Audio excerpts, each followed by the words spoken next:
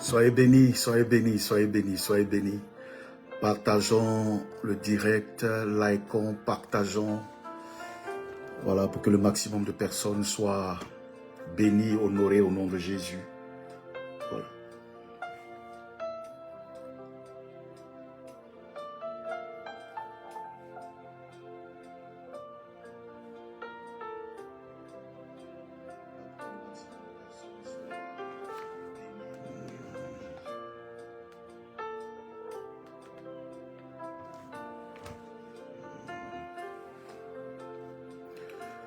Voilà, partage le direct comme tu peux. Voilà, partage à tes amis, partage dans tes groupes. Voilà.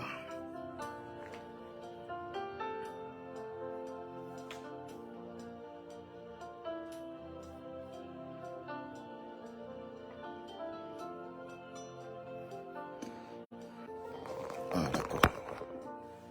Désolé. Technique oblige.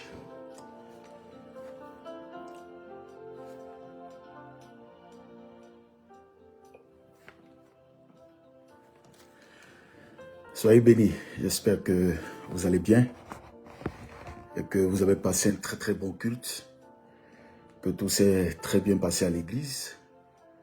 Nous allons étudier la parole, nous allons méditer la parole, nous allons fouiller la parole. Nous allons voir effectivement un thème intéressant. En tout cas, de mon point de vue, il est extrêmement important, il est extrêmement sérieux. Et ce thème, c'est quels sont les fruits que tu produis. Voilà. Quels sont tes fruits? Quels sont les fruits que tu produis? Les fruits qui sortent de toi, les fruits qui sortent de ta personnalité, de ta personne de chrétien. Voilà. C'est ce thème-là que je veux partager avec vous. Et nous allons, n'est-ce pas, nous entretenir autour de cette réflexion. S'il vous plaît, ouvrez ensemble avec moi le livre de Philippiens, chapitre 3, le verset 10. Ouvrez aussi Luc, chapitre 3, verset 8.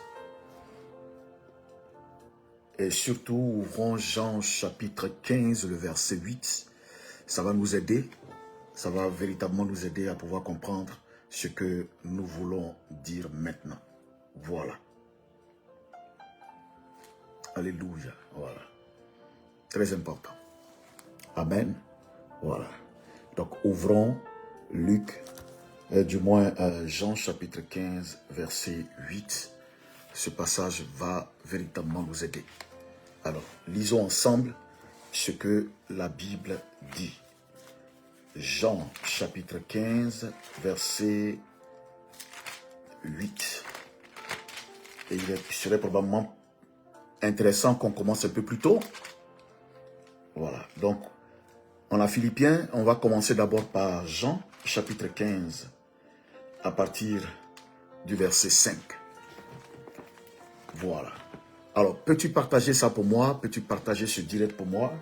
Jean chapitre 15, à partir du verset 5. Et on va lire ensemble. Moi, je suis le cep, vous, les sarments. Celui qui demeure en moi comme moi en lui porte beaucoup de fruits. Car sans moi, vous ne pouvez rien faire. Si quelqu'un ne demeure pas en moi, il est jeté dehors comme le sarment et il sèche.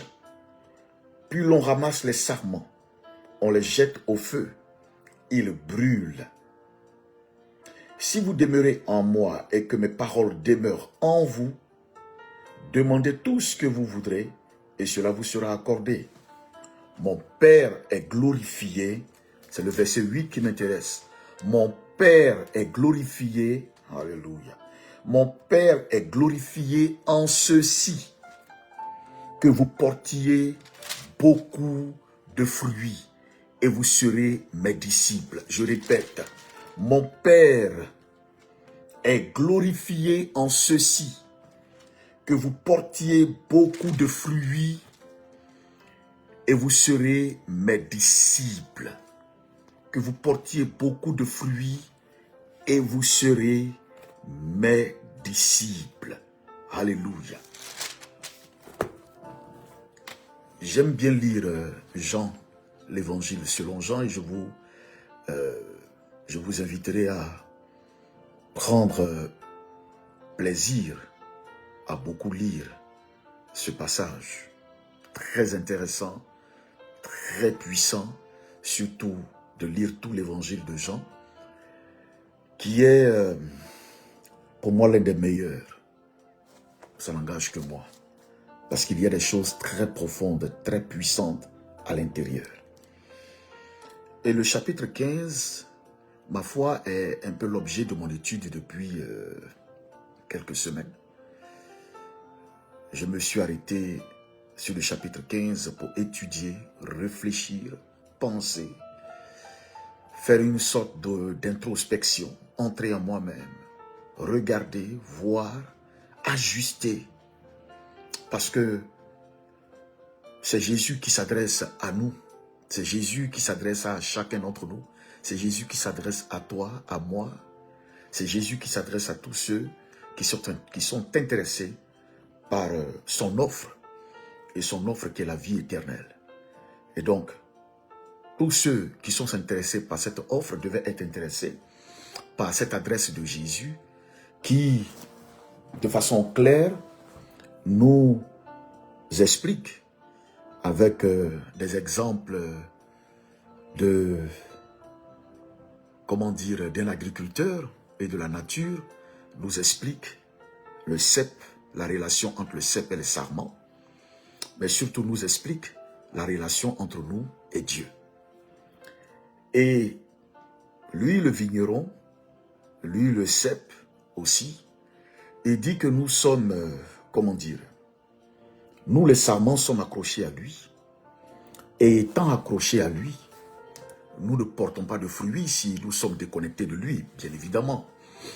C'est comme vous prenez les branches d'un manguier. Si vous coupez les branches au manguier, eh bien le manguier donnera d'autres branches, bien sûr. Mais cette branche qui a été ôtée du manguier ne peut pas porter de fruits. Pour que cette branche-là porte du fruit, il faut bien qu'elle soit connectée, qu'elle soit liée au manguier. Et donc, à partir de la vie qu'elle reçoit du manguier, et qu'elle puisse porter des fruits. Donc, les sarments sont liés au cep, et c'est par cette vie qu'ils reçoivent du cep qu'ils donnent des fruits. S'ils ne peuvent pas donner de fruits, eh bien, la Bible dit que si les sarments ne portent pas de fruits, eh bien, ils vont finir par encombrer le cep lui-même. Donc, à un moment donné, le vigneron prendra la responsabilité de faire quoi? Bien, de les couper et de s'en débarrasser. Mais pas seulement de s'en débarrasser, parce que si on vous coupe et qu'on vous jette quelque part, vous pouvez repousser encore ou bien vous pouvez encombrer l'espace. Donc, on vous jette quelque part et on va vous brûler. On va vous brûler, c'est-à-dire que vous n'existez plus et vous n'occupez pas inutilement le sol. C'est ce que la Bible dit. Mais si vous portez du fruit, alors il y a une autre chose qu'on va faire. On va vous émonder. C'est-à-dire qu'on va enlever tout ce qui peut vous empêcher de stagner, de donner moins de fruits, et tout ce qui peut vous empêcher de donner plus de fruits. Donc on va vous nettoyer. On va enlever tout ce qui est sur vous qui peut, n'est-ce pas, freiner votre croissance ou bien freiner ou ralentir votre productivité ou bien amoindrir votre productivité. Donc on va nettoyer, on va enlever ce qu'il y a. Et émonder, certes, est un vieux mot français, mais émonder signifie qu'on va vous nettoyer, qu'on va vous débarrasser de tout ce qui est saleté, afin que vous puissiez porter de bons fruits. Le point qui m'intéresse ici, c'est le verset 8. Jésus est en train de parler à ses disciples et il va dire une chose qui m'a interpellé. Et cette chose est celle-ci. Il dit, mon Père est glorifié en ceci. 2 points. Il va énoncer maintenant l'idée. Mon Père est glorifié en ceci. 2 points. Et mon Père est glorifié en ceci. Donc, en quoi est-ce que mon Père est glorifié? Eh bien, mon Père est glorifié en ceci, que vous portiez du fruit. Dieu est glorifié quand nous portons du fruit. C'est pas moi qui le dis, c'est Jésus qui le dit. Il dit, mon Père est glorifié en ceci, que vous portiez du fruit. Donc, je vais refaire la phrase. Mon Père n'est glorifié que lorsque vous portez du fruit. Mon Père sera glorifié dans votre vie quand vous porterez du fruit. En clair, votre vie devient un moyen de gloire pour Dieu. Vos fruits contribuent à la gloire de Dieu.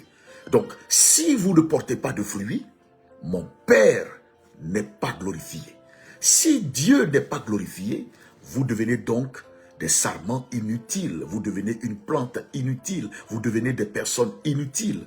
Alors, à quoi servirait un plant inutile, ou une plante inutile, un arbre inutile, un arbre fruitier dont on attend quelque chose qui ne produit absolument rien? Ce qu'on en fait, eh bien, on coupe, on ne le jette pas seulement, on le brûle, on le passe au feu, afin qu'il n'existe plus.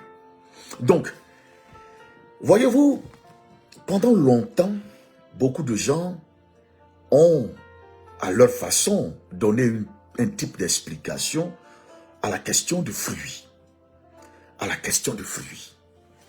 Et j'ai moi-même entendu nombre de prédications sur ce sujet, et beaucoup de gens disaient, porter du fruit, c'est faire des miracles, des prodiges à travers le monde. C'est de manifester le ministère prophétique, oui, c'est de prophétiser, c'est de passer partout pour pouvoir, n'est-ce pas, manifester la gloire de Dieu. C'est possible. Mais en réalité, je ne pense pas que ce soit prioritairement ou premièrement ce à quoi Jésus faisait allusion quand il nous demandait de porter du fruit. Non, Jésus, ce n'était pas ce à quoi Jésus faisait allusion. Porter du fruit, ce n'est pas d'abord ça. Parce que si nous lisons bien Matthieu chapitre 3 verset 8, nous comprendrons exactement de quoi est-ce que Jésus parlait. Alors, ou bien Luc 3 verset 8 aussi si vous voulez. Et la Bible va dire ceci. Produisez donc des fruits dignes de changement. Dans d'autres versions, c'est produisez donc des fruits dignes de la repentance. C'est la première chose que Jésus va nous demander. Ce n'est pas d'abord prioritairement de dire à quelqu'un qui vient d'arriver à l'église, il faut faire des miracles, il faut faire des prodiges. Parce qu'en réalité, comprenez-moi bien, dans les sciences mystiques ou dans les sectes, il y a des miracles que les gens produisent. Allez en Inde, allez chez les bouddhistes, allez dans certains pays, vous allez voir qu'il y a même des gens qui pratiquent ce qu'on appelle l'ascétisme, qui pratiquent certaines choses qui les emmènent à expérimenter des degrés de spiritualité, mais non pas des degrés de divin, mais des degrés de spiritualité avancés. Ils produisent des miracles et on voit des peuples qui vont les visiter, aller voir les vaudous, etc., qui produisent tout ça, des types de miracles que vous ne pouvez pas imaginer. Que vous ne pouvez pas imaginer. On me racontait que dans un village, un chef de terre était venu verser la boisson pour une cérémonie. Et pendant qu'il parlait, le ciel a changé. Le son, mais il y a eu quelque chose dans le ciel, tout le monde a commencé à avoir peur. Et pourtant, ce n'était pas forcément Dieu, ce n'était pas Dieu qui était derrière. Mais pour vous dire que les miracles, beaucoup de sectes, beaucoup de personnes en font. Ce n'est pas vraiment à ça que Dieu fait allusion. Beaucoup de gens, beaucoup de personnes en font beaucoup de miracles. Ils font beaucoup de miracles, ils font beaucoup de choses. Donc ce n'est pas ça le plus important. Ce dont Dieu parle et ce à quoi Jésus fait allusion n'est pas forcément que nous fassions des miracles, que nous guérissions des malades, c'est pas la chose sur laquelle il met l'accent. Parce que vous comprendrez bien que là, Jésus, en parlant, est en train d'interroger, de parler à la vie des disciples, est en train d'interroger notre intérieur, notre sincérité, notre cœur. Parle à nous, à notre vie. Il n'est pas en train de parler du caractère de ce que nous pouvons donner, mais de ce que nous pouvons d'abord être avant de donner. Ce que nous pouvons d'abord être. Et la Bible dit que nous devons produire des fruits dignes de quoi? dignes de la repentance. Des fruits dignes de la repentance. Ce qui signifie que le fruit dont on parle en premier est que lorsque nous recevons Jésus, lorsqu'il est en nous, il doit avoir une radicale démarcation entre ce que nous devenons aujourd'hui et ce que nous avons été.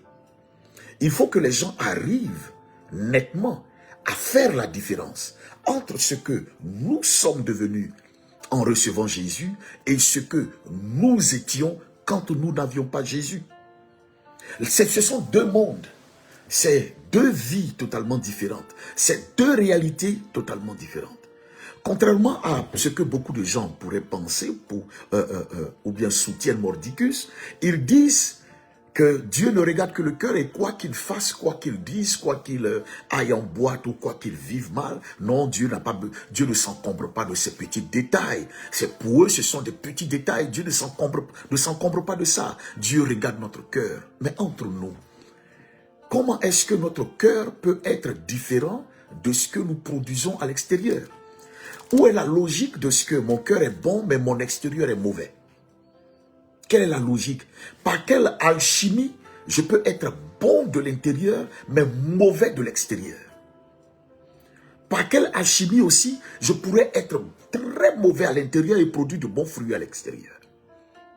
N'est-ce pas que ce que nous reflétons sort forcément de l'intérieur? Et que la Bible même dit que nous parlons du trop plein du cœur. Et que c'est l'intérieur lui-même qui commande ce qui sort. Alors, par quelle alchimie Dieu devrait s'intéresser à ce qui est à l'intérieur de nous, contrairement à ce que nous produisons comme fruits? Ne serait-il pas logique que nous puissions être le reflet de ce qui est à l'intérieur de nous? Ne serait-il pas logique de produire des fruits d'extérieur qui sont d'abord une vie enracinée à Jésus intérieurement? N'est-ce pas ça qui est logique? Alors, les gens disent, ah non, on n'a pas besoin, les gens ils regardent trop, Dieu ne regarde pas ce qui frappe les yeux, il regarde le cœur. Dieu ne regarde pas ce qui frappe les yeux, il regarde le cœur, bien sûr. Mais comment est-ce qu'on sait que tu es devenu chrétien? Comment les gens arriveront à ouvrir ton cœur pour voir effectivement que toi tu es chrétien? Qui a cette capacité-là d'ouvrir ton cœur pour voir dedans que toi tu es chrétien? Si, pendant que tu es chrétien, tu voles, comment est-ce que lui, il sait que toi tu es chrétien? Toi tu es chrétien, tu vas chez les marabouts. Comment lui il sait que tu es chrétien? Et est-ce que toi tu peux le convaincre que non, ton cœur est chrétien, que Dieu lui-même sait que tu l'aimes, que Jésus sait que tu l'aimes, mais tu vas quand même sur les marabouts, tu voles quand même, tu braques, tu fais toutes choses mauvaises, mais tu crois que non, Dieu regarde ton cœur. Et voilà l'excuse toute trouvée que certains coachs ou certaines personnes parlant sur les réseaux sociaux. Et on a un type de chrétien, en tout cas beaucoup de personnes qui se disent chrétiennes, qui disent, ah oui, les gens ils aiment trop juger, Dieu regarde le cœur, même si la fille elle est habillée comme ça et qu'on voit son caleçon, Dieu regarde son cœur, même si le gars il vole, c'est pas important, Dieu regarde son cœur. Eh bien, allez dire au juge aussi, quand quelqu'un vole et puis on le met en prison, dites au juge que tu n'as pas besoin de le mettre en prison, certes il a volé, mais son cœur est bon. Allez voir le juge et puis vous dites non, le monsieur il a tué des gens, c'est vrai, mais son cœur est bon, il a certes tué, vous n'avez pas besoin de le juger parce que Dieu regarde le cœur et que le monsieur en réalité il est bon. Quelle est la certitude que vous avez pour dire que quelqu'un est bon? Quelle est la matérialité que vous avez dans votre main? Quelle est comment dire, la preuve matérielle que vous pouvez brandir pour estimer qu'une personne est bien, qu'une personne est bonne, qu'une personne de l'intérieur est parfaite, est réellement est remplie de Dieu? Eh bien, ce sont les actes, ce sont les fruits que vous portez. Parce que quand vous dites « je suis chrétien », ça ne me donne aucune certitude que vous êtes chrétien. Ça ne me donne aucune indication. Ça ne m'oriente sur rien du tout que vous êtes chrétien. Oui, parce que beaucoup de gens à travers le monde disent qu'elles sont chrétiennes. Beaucoup de personnes partout disent « nous sommes chrétiens ». Donc ça, c'est une confession que tout le monde peut faire facilement. Je suis chrétien plein. Et puis c'est tout. Mais par quoi puis-je moi savoir que toi, tu es chrétien? Je peux savoir comment. Eh bien, ça veut dire que nous, quand nous acceptons le Seigneur, nous sommes maintenant conduits à produire du fruit. Et produire du fruit par Dieu devant les hommes. Voilà. Produire du fruit par Dieu devant les hommes. Parce que quand Jésus dit à ses disciples dans Jean 3, verset 8, et du moins 15, verset 8, il dit, il faut reconnaître que mon Père est glorifié en ceci, que vous portiez du fruit. Il est glorifié en ce que vous portiez du fruit. C'est en cela que Dieu est glorifié. Sinon, il ne serait pas glorifié. Donc, il est glorifié devant qui? Il n'est pas glorifié devant lui-même. Il n'est pas glorifié devant les anges. Les anges le voient tous les jours. Donc, il est glorifié là-bas. Mais il est glorifié devant qui? Sa gloire se manifeste devant qui? Eh bien, sa gloire se manifeste devant les hommes. Et les hommes peuvent le glorifier, ou il peut se glorifier devant les hommes. Il est glorifié devant les hommes à partir de quoi? À partir des fruits que nous produisons. Et l'une des indications de ces fruits-là, loin de tout le fatras d'enseignement qu'on peut donner pour dire que nous devons faire des miracles, des prodiges, loin de tout ce fatras, le plus important pour Dieu est de produire des fruits dignes de la repentance. Voilà les premiers fruits qu'on nous demande. Voilà les premiers fruits que Dieu attend de nous. Et voilà les premiers fruits qui ressortent de notre contact avec Dieu. Ce sont les premiers fruits. Dieu ne nous enseigne pas tout de suite les miracles. Dieu ne nous enseigne pas tout de suite l'onction. Dieu ne nous enseigne pas tout de suite comment prophétiser. Dieu ne nous enseigne pas tout de suite comment chasser les démons. Non, Dieu nous enseigne tout de suite la rencontre avec lui, ce que ça produit dans le cœur de quelqu'un. Et que dès que vous l'avez rencontré, il y a une large différence. Et il doit obligatoirement s'établir une large différence entre ce que vous étiez et ce que vous êtes devenu. Entre ce que vous étiez et ce que vous êtes devenu. Est-ce que quelqu'un comprend ce que je dis? Il doit avoir une démarcation entre ce que vous étiez et ce que vous êtes devenu. Il n'y a pas d'autre explication. Et c'est en cela que nous flanchons. C'est dans cela que beaucoup de personnes sombrent, échouent, parce que elles n'ont pas permis à Dieu de pouvoir assez travailler en elles pour qu'elles portent du fruit. Porter du fruit est important pour Dieu. Si Jésus en parle, et s'il lie la gloire de Dieu à ce que nous portions du fruit, cela est important. C'est important pour Dieu, mais c'est aussi important pour nous-mêmes. C'est important pour Dieu, mais c'est aussi important pour nous-mêmes. Parce que, croyez-moi, si vous ne portez pas de fruits, ça va dénoter d'abord une chose. Premièrement, ça veut dire que vous n'êtes pas connecté au cep. Parce que pour que vous puissiez produire du fruit en tant que sarment, c'est que vous êtes connecté au cep. Donc, si vous ne produisez pas de fruits, vous n'êtes pas connecté au cep. Period. C'est pas discutable. Il n'y a pas de théologie à faire sur ce point-là. D'accord? Donc, si vous ne produisez pas de fruits, vous n'êtes pas connecté au cep. Ça, c'est la première chose. Et si vous n'êtes pas connecté au cep, ça veut dire que la vie du cep n'est pas en vous. Ça veut dire que si vous n'êtes pas connecté à Jésus, c'est que vous ne l'avez pas reçu. Et si vous ne l'avez pas reçu, c'est que sa vie ne peut pas couler en vous. Voilà la première explication. Aussi simple que ça. Parce que si vous avez reçu Dieu, bien sa vie va déteindre, va couler en vous. Mais cette vie ne stagne pas en vous. Cette vie aussi va s'exprimer à l'extérieur. Cette vie va s'exprimer pour les autres. Cette vie va s'exprimer pour que tout le monde voit ce que Dieu a fait dans votre vie, le produit que Dieu a réalisé dans votre vie. La deuxième chose, pourquoi est-ce que vous ne produisez pas de fruits?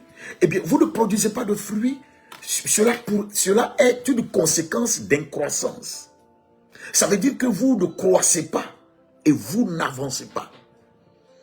Et comment est-ce que vous imaginez qu'un arbre qui a un problème de croissance puisse produire du fruit? Comment imaginez-vous qu'un arbre qui ne produise pas de fruits puisse ne pas croître, du moins qui ne croît pas puisse produire du fruit? Comment est-ce que vous imaginez ça? Ce n'est pas possible. S'il a un problème de croissance, il aura forcément un problème de productivité. Aussi logique que ça. Amen. Donc ça veut dire que si vous ne produisez pas de fruits, c'est que vous avez un problème de croissance. Et beaucoup de gens ne produisent pas de fruits à cause de la source à laquelle ils sont connectés, à cause de ce qu'ils reçoivent comme enseignement, à cause des endroits où ils sont, à cause des lieux qu'ils fréquentent, en fonction de ce qu'ils ont, en fonction de ce qu'ils font entrer en eux-mêmes. Raison pour laquelle ils ne produisent pas de fruits. Il y a effectivement des messages que vous entendrez qui vous stagneront, qui vous bloqueront, qui ne vous emmèneront pas loin, qui ne vous donneront pas d'opportunité, qui ne vous ouvriront pas d'horizon, qui ne vous connecteront pas à Jésus. Il y a des messages que vous pouvez recevoir qui vont fouetter, qui vont alimenter votre chair, qui vont vous sortir des amen, des alléluia, qui vont chauffer votre corps, mais en réalité, qui ne vous apportent pas plus de vie que cela. Qui ne vous emmène pas à un niveau de connexion et de croissance spirituelle, qui ne vous emmène pas à un niveau de connexion et de découverte de Jésus, qui ne vous emmène nulle part.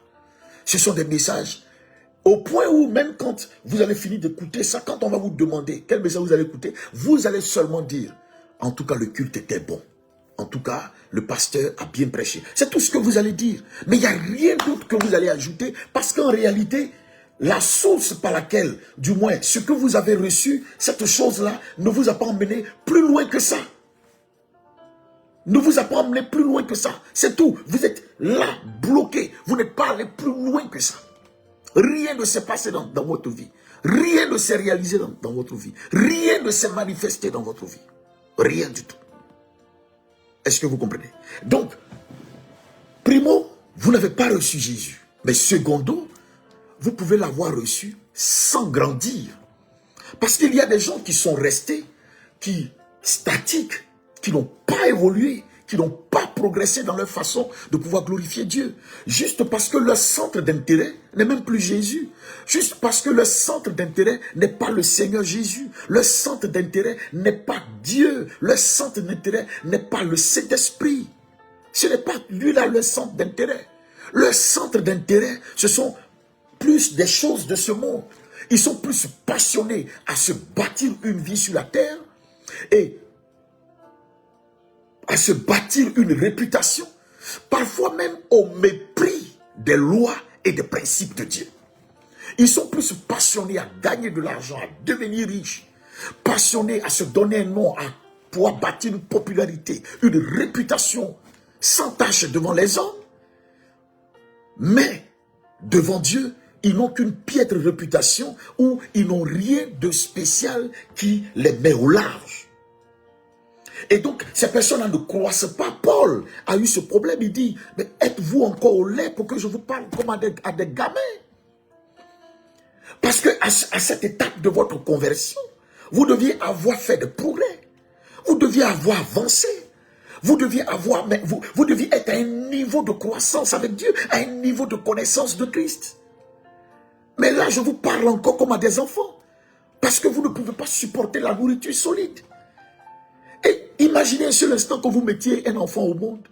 Et à l'âge de 15 ans, l'enfant porte encore des couches. À l'âge de 15 ans, l'enfant fait encore 4 pattes. À l'âge de 15 ans, l'enfant ne peut pas supporter le riz.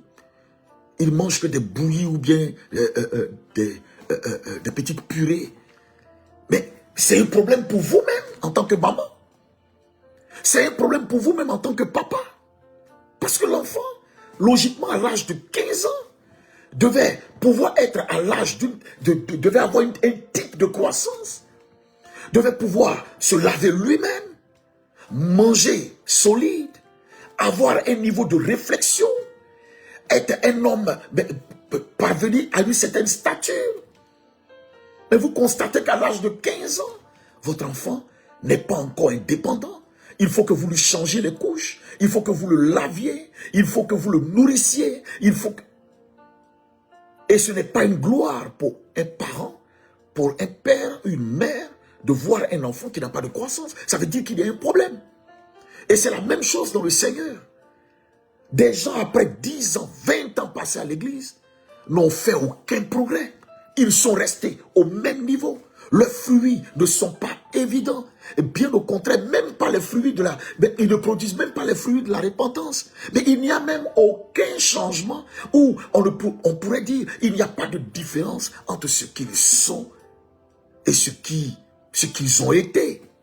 En fait, ils ne sont que le prolongement de ce qu'ils ont toujours été. Sauf que là, de temps en temps, ils se retrouvent à l'église. Et ça, les gens voudraient qu'on puisse l'excuser, on puisse le comprendre, on puisse, amen, accepter ça, accepter que de toute façon nous ne sommes pas les juges, c'est pas à nous de venir dire à quelqu'un, etc. S'il est bon ou s'il est mauvais, cela est de Dieu, cela est dévolu au Seigneur. Mais dans ce cas, pourquoi est-ce que la parole de Dieu existe? Si la parole de Dieu existe, c'est bien parce qu'elle nous donne des indications sur ce que nous devons être et sur les fruits que nous pouvons produire. C'est pourquoi elle existe. C'est une boussole. Et c'est à partir de là que vous pouvez établir ce qu'on appelle un jugement de valeur. C'est à partir de la parole de Dieu. Si à partir de la parole de Dieu, nous ne pouvons pas établir un jugement de valeur, nous ne pouvons pas donner un point de vue clair sur quelque chose, eh bien, c'est qu'elle ne nous sert à rien. C'est une boussole, c'est un indicateur, c'est une orientation, c'est une base. C'est la base qui est là. Donc, à partir de la parole, quand la Bible dit, un menteur n'héritera pas du royaume des cieux, et que tu mens, et que je te dis que tu n'hériteras pas le royaume des cieux, si tu me dis que je te juge, oui, je te juge sur la base de la parole de Dieu. Et la Bible dit l'homme spirituel est juge, peut juger. Donc, je juge, je dis que si tu prospères dans le mensonge, tu n'hériteras pas du royaume des cieux. Point final. Ce n'est pas mon jugement. C'est Dieu qui te juge par la parole que je te dis. Et la parole que je te dis n'est pas une imagination de ma personne. Je ne la tire que de la parole de Dieu. C'est un jugement de Dieu que je te prononce. Je dis que si tu mens, Dieu, tu n'hériteras pas le royaume des cieux. Alors quand on dit ça, vous aimez trop juger les gens, vous prenez pour qui? Il ne s'agit pas de ça.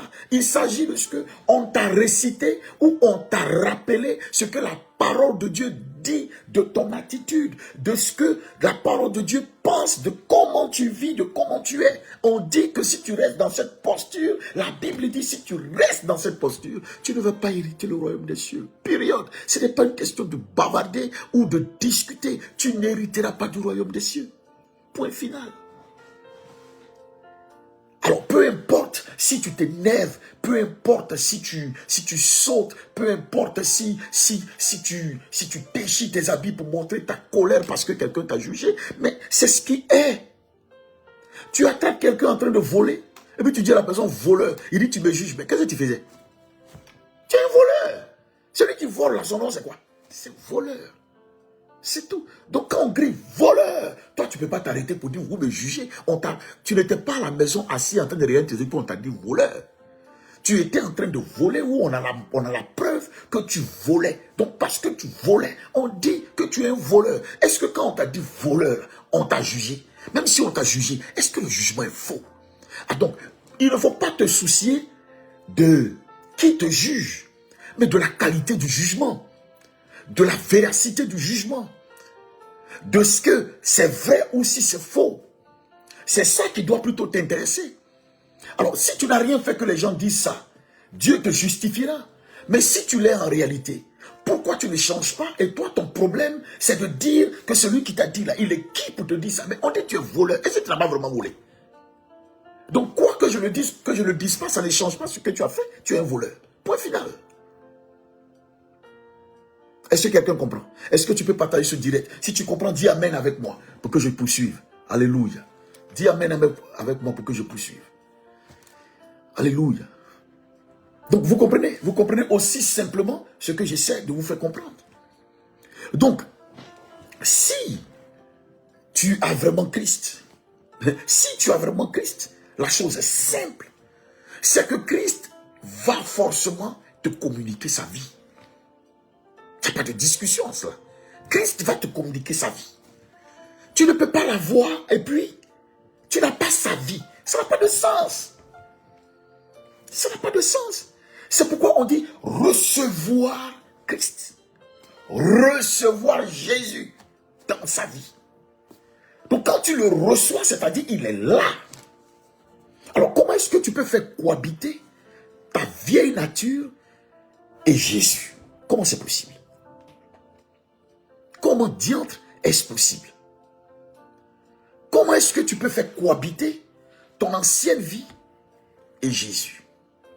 Tu ne peux pas faire cohabiter les deux vies. Les deux vies, ce n'est pas possible que tu les fasses cohabiter. Il va falloir qu'une vie s'éclipse. Alors, la chair, elle, n'est pas dérangée par le fait de cohabiter avec Jésus. Mais Jésus, lui, est dérangé par le fait de cohabiter avec le vieil homme. Je reprends. La chair, elle s'en fiche de cohabiter. Mais Jésus, lui, ne s'en fiche pas de cohabiter. Jésus ne cohabite pas. Jésus prend l'espace où il ne le prend pas. Jésus n'est pas oui et non. Il est oui et amen. Il est totalitaire. Il est exclusif. Il prend l'espace. Il prend tout. Il ne partage pas. Il ne discute pas. Il ne vient pas pour prendre un pourcentage de ta vie et laisser l'autre pourcentage à une force quelconque. Il veut être le maître à bord. Il veut être le roi de ton cœur, le roi de ta vie. Jésus ne partage pas. Jésus ne cède pas le terrain. Dès lors que vous commencez à être une personne qui cède du terrain, si vous cédez du terrain, alors vous n'avez pas Jésus. Alors vous êtes affaibli physiquement. Même si vous avez Jésus, mais du moins spirituellement. Spirituellement, vous êtes affaibli. Spirituellement, vous avez des failles. Spirituellement, vous avez des soucis.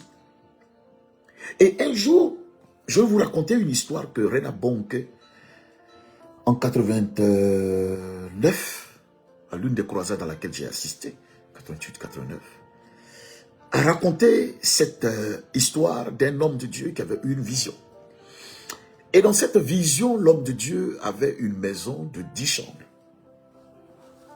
Il avait 10 chambres. Il était seul dans sa maison. Il était très heureux d'avoir cette maison de 10 chambres.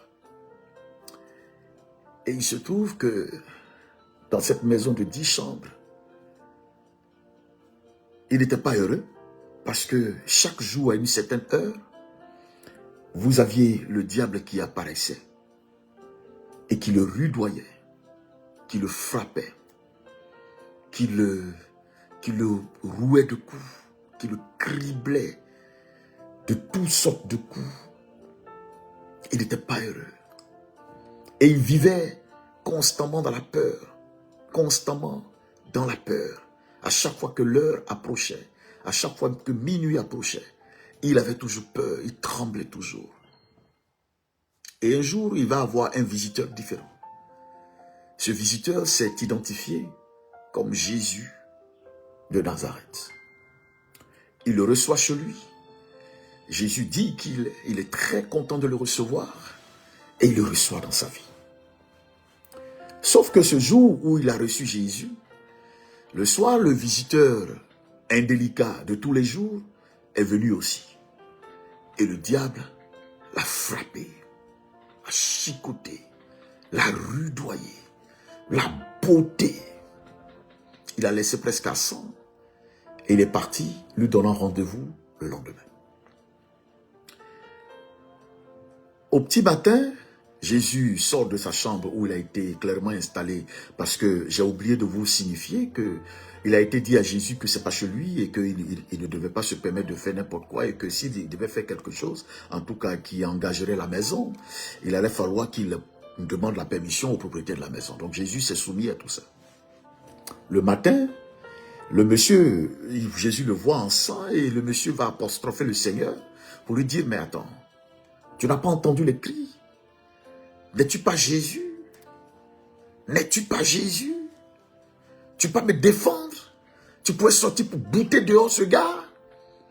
Et Jésus lui dit, je ne peux pas le bouter dehors, parce que cette maison n'est pas à moi. Si tu veux, je te protège. La maison devient à moi. Et tu verras que quand l'ennemi viendra, je te protégerai.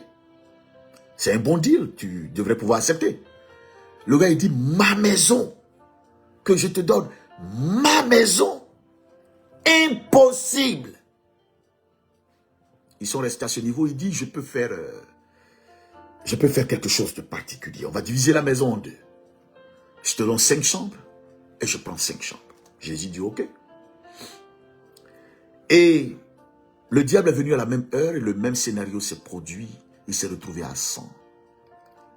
Le lendemain, les mêmes plaintes au Seigneur. Ah non, je t'ai donné 5 chambres et tu ne me défends pas. Jésus dit, je prends tout. Tu me donnes tout. Tu t'abandonnes à moi et je te défends. Il dit, bon, je vais faire un ultime sacrifice. Vraiment, ne me demande pas plus. Je te donne 9 chambres et je laisse 1 chambre. Jésus dit, d'accord, pas de problème. Jusque-là, la maison est toujours pour lui. Je n'ai que des chambres. Je n'ai pas le titre de propriété. C'est pas à moi la maison. Le diable vient à la même heure, le lendemain, et il le frappe encore. Il le chicote, il le botte. Et le même scénario se produit. Il est presque mort. Jésus vient, il est rampant là. Il dit, mais je t'ai dit de me défendre. Je t'ai donné 9. Jésus dit, donne-moi tout. Si tu me donnes tout, tu verras que je te défendrai. Il dit, d'accord, je te donne toutes les chambres. Il dit, non, donne-moi toute la maison. Il dit, d'accord, prends la maison. Il dit, non, ce n'est pas dans la bouche. On va signer. Tu vas renoncer à la maison et tu vas me la donner. On va certifier les papiers. Quand la maison sera à moi, t'inquiète. Désormais, tu seras sous ma protection. Je te protégerai. Je te garderai. Je te défendrai. Quand les papiers ont été faits, et que le monsieur a renoncé à sa maison et l'a donné à Jésus, il était toujours dans la maison, mais maintenant comme quelqu'un qui vivait chez Jésus. Jésus devient le propriétaire et lui, il vit chez Jésus. En réalité, vous voyez, lorsque nous acceptons Jésus, nous n'abritons pas le Seigneur. Nous vivons maintenant dans le Seigneur. Notre vie devient pour lui. C'est nous qui louons. C'est lui qui est le propriétaire. À partir de là, il y a des choses qu'on ne peut plus se permettre de faire. Il y a des endroits qu'on ne peut plus fréquenter. Il y a des choses qu'on ne peut plus se permettre. C'est impossible. Parce que nous sommes chez lui. Quand vous vivez chez quelqu'un, il y a des choses que vous ne faites pas. Quand Jésus entre dans ta vie, il veut tout prendre. Il veut tout posséder. Il veut mettre la maison à son goût. Il veut décorer à sa façon. Il veut changer l'intérieur et l'extérieur en fonction de ce qui lui plaît. Ce n'est pas à toi de choisir les tableaux, c'est lui qui choisit les tableaux. Ce n'est pas à toi de choisir la couleur, la peinture, c'est lui qui choisit. Parce que c'est chez lui, c'est sa maison, c'est sa propriété. Ce n'est pas ta propriété, c'est pas chez toi. Quand tu acceptes le Seigneur, tu as abandonné ton titre de propriété. Tu as tout abandonné. Tu lui as tout laissé. C'est lui qui te dirige. C'est lui qui te guide. C'est lui qui fait de toi ce que lui il veut. Quand les papiers ont été faits, le gars était toujours inquiet parce que l'heure fatidique arrivait. Le diable devait se présenter encore à cette porte. Effectivement, quand l'heure est arrivée, le diable s'est présenté à cette heure-là. Quand le diable s'est présenté, Jésus, le gars il court, il veut aller encore. Il a peur, il veut ouvrir. Jésus dit, tu n'ouvres pas. Tu n'ouvres pas. Et tu ne fais rien du tout. Tu n'es pas chez toi ici. C'est moi qui ouvre la porte. C'est à ma porte qu'ils ont tapé. C'est chez moi. J'ouvre la porte. Et Jésus est allé ouvrir la porte. Et le diable a sursauté. Dans la vision du pasteur, le diable a sursauté. Il regarde le numéro. Et il demande à l'un des démons avec qui il était, n'est-ce pas ici qu'on vient tous les jours? Il dit, on s'est peut-être trompé. Jésus dit, non, vous ne vous êtes pas trompé. Sauf que cette maison a changé de propriétaire. Désormais, il est sous ma couverture. Et Jésus a rendu au diable tous les coups qu'il avait administrés à son désormais protégé. Voilà un peu ce qui se produit dans notre vie. La maison, c'est notre cœur. La maison, c'est notre vie. La maison dans la vision, c'est tous les compartiments de notre cœur. Alors, par quelle logique vous estimez que vous pouvez donner une partie à Jésus et garder une autre partie? Par quelle logique vous pensez que vous pouvez faire cohabiter Jésus dans un endroit qui n'est pas totalement à lui? Non, quand Jésus vient, tout l'endroit lui appartient. Tout l'endroit lui appartient. Tout l'endroit lui est donné. C'est cela, donner sa vie à Jésus. Donner sans retenue. Donner sans réserve. Donner sans a priori. Donner sans discussion. Donner sans garder quelque chose d'autre. J'abandonne tout entre tes mains. Je donne tout. Prends tout. Voilà ce que Jésus fait dans notre vie. Voilà comment Dieu se manifeste dans notre vie. C'est à partir de là que nos fruits sont évidents. C'est à partir de là que nos fruits sont évidents. Alléluia. C'est à partir de là que nos fruits sont évidents. C'est à partir de là qu'il s'établit une totale différence entre ce que Tabitha Dorcas Yeda était dans le monde et ce qu'elle est devenue aujourd'hui. C'est en cela que Marlène peut être différente de païenne qu'elle était, et de chrétienne qu'elle est devenue. Et ceux qui font la différence, c'est qui? C'est pas forcément vous. C'est vrai que vous vous regardez, mais votre témoignage n'a de valeur que lorsque il est approuvé par ceux qui vous connaissent, par ceux qui vous ont connu, par ceux qui vous regardent, par ceux qui vous observent. N'est-ce pas? Par ceux qui vous observent. C'est eux. Et c'est pourquoi Jésus dit que si vous produisez du fruit, mon Père est glorifié. Devant qui? Devant ceux qui vous regardent, devant ceux qui vous observent et qui disent assurément, celui-là, celle-là est la propriété de Dieu, appartient à Jésus et à Jésus. Alléluia. C'est à partir de là. Donc lui, produit du fruit digne de la repentance, est un changement radical de vie. Est une l'attitude laissée au Saint-Esprit de nous orienter à sa façon. Elle a l'attitude laissée au Saint-Esprit de nous guider à sa façon. C'est la latitude laissée au Saint-Esprit de faire de nous ce qu'il veut. C'est la latitude au Saint-Esprit, laissée au Saint-Esprit de piloter notre vie comme il veut et de nous emmener dans la direction qu'il veut. Cela signifie qu'en nous, la vie de Dieu coule, la nature de Dieu coule, la puissance de Dieu coule, la nature, l'onction de Dieu coule. Dieu lui-même est en nous. Oui, c'est cette vie-là que nous respirons. C'est cette vie que nous avons en nous. C'est à partir de cette vie que nous croyons, nous savons en réalité que nous sommes des enfants de Dieu. Que nous sommes en réalité des fils de Dieu. Et que les gens disent assurément ceux-là, ils sont enfants de Dieu. Ils ne sont pas enfants de Dieu en fonction des miracles qu'ils font. Ils ne sont pas enfants de Dieu à partir des prophéties qu'ils donnent. Ils ne sont pas enfants de Dieu à partir de ce qu'ils vont toujours à l'église. Non, ils sont enfants de Dieu à cause des fruits qu'ils produisent et des fruits d'abord dignes de la repentance. Dignes de la repentance. Voilà le premier pan de ce passage que Jésus-Christ nous révèle et ce qu'il attend de nous. C'est le plus important. Est-ce que je pourrais vous parler de Paul? Est-ce que je pourrais vous parler de Paul? Paul, par l'identité qu'il décline, hébreu né d'hébreu, quant aux zèles persécuteurs de l'Église, quant à la loi légale irréprochable,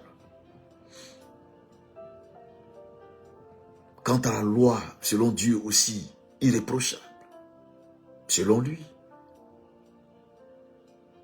Mais Paul avait une piètre connaissance de Christ. Pour lui, les œuvres qu'il produisait, il s'est improvisé ou nommé défenseur de Dieu, au point où il estimait que tous ceux qui se rendaient coupables de blasphème ou qui faisaient des choses contraires à ce que Dieu dit, eh bien lui devait les frapper de rigor mortis, il devait les faire taire, il devait les tuer si possible. Et il le faisait en toute bonne conscience, jusqu'à ce qu'il rencontre Dieu en acte 9 sur le chemin de Damas. Sur le chemin de Damas.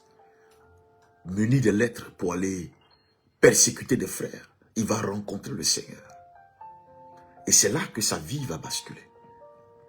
Parce que tout ce qu'il faisait, il croyait le faire pour Dieu. Mais non. Jésus va le désavouer pour lui dire, c'est moi que tu persécutes, attention. C'est moi que tu persécutes. Tu crois le faire pour moi? Non, mais tu me persécutes.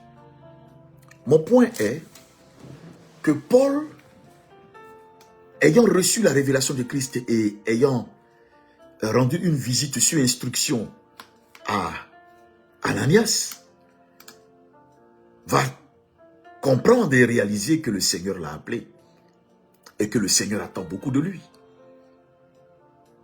Qu'est-ce que Paul a fait? Contrairement à ce que nous faisons, nous. Eh bien, nous ne serions pas allés chercher le Seigneur, nous, non. Et nous n'aurions pas appliqué notre vie à chercher Dieu, nous, non. Nous, tout de suite, nous allions commencer à prophétiser. Chercher à nous marier, à prophétiser, à chanter, à, voilà, commencer déjà à donner des paroles de connaissance. C'est ça qui nous intéresse. À chercher les premières places dans l'église, à commencer à s'habiller comme des bishops pour s'asseoir aux premières places. C'est pas ce que Jésus a fait. Et du moins, c'est pas ce que Paul a fait. Quand vous lisez bien Philippiens, vous allez comprendre ce que Paul a fait. Eh bien, Paul a dédié sa vie à la recherche de Christ, à la recherche de Jésus, à la compréhension de Jésus. Comment servir quelqu'un si je ne le connais pas? Comment adorer quelqu'un si je ne le connais pas? Comment prier quelqu'un que je ne connais pas? Comment prêcher quelqu'un que je ne connais pas? Comment enseigner quelqu'un que je ne connais pas? Est-ce qu'il vous est parfois arrivé de vous dire que vous ne connaissez pas assez Dieu et que donc le témoignage que vous rendez de lui n'est pas suffisant, n'est pas réel parfois? Jésus a dit à la femme samaritaine dans Jean chapitre 4, il dit, vous adorez ce que vous ne connaissez pas. Et nous là, on adore qui? Celui qu'on connaît. Ça veut dire que l'adoration elle-même, quand vous êtes un adorateur de Dieu, vous devez connaître celui que vous adorez. Sinon, it doesn't make any sense. Ça n'a pas de sens. Vous devez adorer celui que... Vous devez connaître celui que vous adorez. Donc, si vous adorez Jésus, vous devez connaître Jésus. Savoir qui il est. C'est cela qui donne un sens à votre adoration. C'est cela qui donne un sens à votre foi. C'est cela qui donne un sens à ce qui est à l'intérieur de vous. Quand vous adorez Dieu, en sachant qui vous adorez. Paul devait maintenant mettre à jour toutes ses connaissances, tout ce qu'il a appris dans le judaïsme, tout ce qu'il a appris en tant que pharisien. Eh bien, Paul devait le mettre à jour et savoir que toutes ces données-là devaient converger vers la connaissance de Christ. Ce Jésus-là qu'il rejette depuis un moment, ce Jésus-là qu'il conteste depuis un moment. Paul devait maintenant faire transiter ou passer au crible toute sa connaissance et que Dieu puisse être celui qui est réellement révélé à travers tout ce qu'il connaît. Alors vous pouvez être bourré dans la tête de toutes sortes de connaissances sans réellement connaître Dieu. Vous pouvez lire tous les livres que vous voulez sans réellement connaître Dieu. Parce que ces choses-là ne sont pas contenues, ne sont pas livresques. Elles ne sont pas, ce n'est pas les livres qui vous apprennent ça. C'est une relation particulière avec Dieu.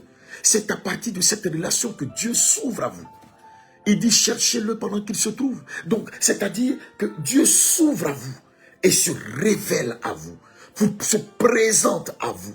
Et quand Dieu se présente à vous, il vous remplit de lui. Il vous remplit de sa personne. Il vous remplit de sa révélation. Il vous remplit de qui il est. C'est comme ça que vous apprenez à le connaître. Et c'est ce que Paul a fait. Paul sait, il ne s'est pas basé seulement sur la révélation de Damas, mais il est allé avoir une autre révélation en Arabie. Paul a pu donc bâtir sa théologie à partir de sa révélation de Christ. Pendant quelques années, il s'est isolé pour chercher à comprendre qui est Christ. C'est comme s'il allait à l'école de l'esprit. Il avait été formé par Gamaliel. Il avait une telle connaissance de la loi, mais il n'avait pas une connaissance de Christ. Maintenant, il fallait qu'il comprenne certaines choses. Il avait l'ombre des choses à venir. Il avait l'ombre des choses à venir. Il allait falloir maintenant qu'il ait la révélation de cette ombre-là. Et pour cela, il fallait aller interroger Dieu. Il fallait aller se mettre devant lui, à genoux, pour interroger Dieu, pour le comprendre, pour le réel, pour savoir qui il est. C'est la chose la plus importante. J'aime trop cette partie. Il est allé se mettre devant Dieu. Il dit, bon, maintenant je vais te connaître. Tu es qui? Tu t'es révélé à moi sur la route, j'ai compris. Tu es qui? Celui que je connais le Dieu d'Isaac, de Jacob. Je connais le Dieu d'Abraham, d'Isaac et de Jacob. Je connais ce Dieu-là qui est apparu dans le buisson ardent à Moïse, par lequel nous sommes sortis. Je connais ce Dieu-là par lequel notre père Abraham a eu Isaac, etc. Tout ça, je connais. Je connais la loi. Je connais les prophètes. Mais toi, je ne te connais pas. Tu es qui? On me dit que c'est toi qui es venu là. Tu n'avais aucun éclat pour nous plaire. Tu n'avais aucun attrait pour nous plaire. Qui t'est fait frapper par les hommes, qui a été crucifié comme un bandit. C'est toi qui m'es apparu là. Tu es qui? Qui es-tu? Voilà les questions de Paul. Et Paul va laisser Christ. Maintenant, Dieu va se révéler à Paul. Dieu va se révéler à Paul. Va se révéler à Paul. Pour dire, j'ai plutôt envie de dire, Jésus va se révéler à Paul. Pour dire oui, celui qui a été frappé là, qui est allé à la croix comme un bandit, qui a été mis dans le tombeau, et dont tu as appris qu'il est ressuscité. Tu ne croyais pas, mais oui, dont tu as appris, je t'ai apparu. Pour te dire que je suis effectivement ressuscité. C'est moi qui t'ai rencontré sur le chemin de Damas. Me voici. C'est à partir de cette révélation que Paul va bâtir toute sa théologie. C'est à partir de cela que Paul va bâtir sa réputation. C'est à partir de là que Paul va bâtir sa foi. Et une foi inébranlable. Une foi inébranlable. D'accord? Une foi inébranlable. C'était la première partie de notre enseignement. Nous nous retrouvons demain pour la deuxième partie. Que Dieu vous bénisse.